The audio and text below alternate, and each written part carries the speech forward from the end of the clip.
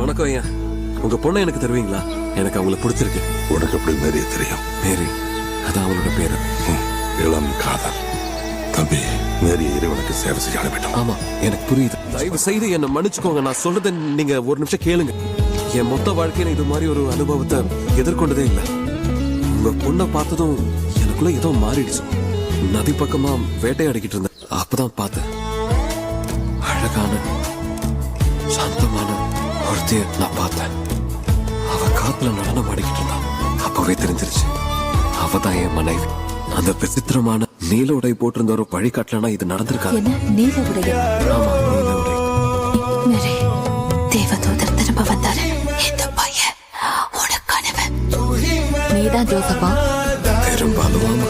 நதியில மூழ்கிட்டு இருந்த முட்டாள் அது நான் தான். நடக்கவிருக்கும் இந்த நிச்சயதார்த்த விழாவில் நிஜமாவே நல்ல யோசனை நினைக்கிறீங்க? நான் அப்படிதான் நினைச்சேன். முன்பின் தெரியாத ஒருத்தரை கல்யாணம் செய்யறதுதான் உங்க விருப்பமா? இத பத்தி மத்தவங்க கிட்டதான் பேசுவீங்களா? என்கிட்ட சொல்ல எதுவுமே இல்லையா? எனக்கு ஒண்ணும் புரியல. நீ பயப்படாத மேரி, ஏனென்றால் நீ இறைவனால் ஆசிர்வதிக்கப்பட்டவள். நீங்க என்ன சொல்றீங்க? நீ ஒரு தாயாக போற. உனக்கு மகன் பிறக்க போகிறான். அவன் டேவிடின் வீட்டை ஆட்சி செய்ய போகிறான். ஆனா அது சாத்தியம் இல்ல. எனக்கு குழந்தை பிறக்காது. இது கடவுளின் ஆசை. அவனுக்கு நீ வைக்கும் பெயர் ஜீசஸ். உனக்கு நிச்சயமானவா? அவ கர்ப்பமா இருக்கா. ஊர் முழுக்க தெரியும். செய்தி பரவிடுச்சு. நீ கர்ப்பமா இருக்க. உன்னால எப்படி செய்ய முடிச்சது? அப்பா, நான் சொல்றத கேளுங்க. உனக்கு மரண தண்டனை விதிச்சிருவாங்க. அதுதான் சட்டம். தயவு செய்து அப்பா, இப்போ நான் தான் மேரி தான். தயவு செய்து என்ன பாருங்க அப்பா. நீங்க வேணும். என்ன உள்ள விடுங்க. கதவை திறந்து என்ன உள்ள விடுங்க. அவ எங்க இருக்கா? எனக்கு அவளை பார்க்கணும். அவ எங்க இல்ல.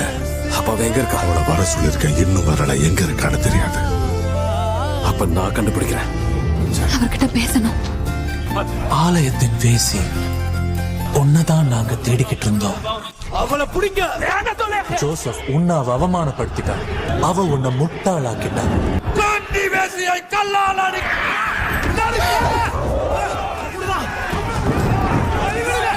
நான் உன்னை கண்டுபிடிக்கதான் முயற்சி பண்ணேன். அவங்க சொல்றத பத்தி எல்லாம் எனக்கு கவலை இல்லைன்னு சொல்ல. ஆனா ஒரு விஷயம் நிச்சயம், என்னால முடிஞ்சவரை நான் அந்த குழந்தைய கண்டிப்பா நேசிப்பேன். நீ என்ன அனுமதிச்சா முடிஞ்சவரை கூட நான் உன்னை நேசிப்பேன்.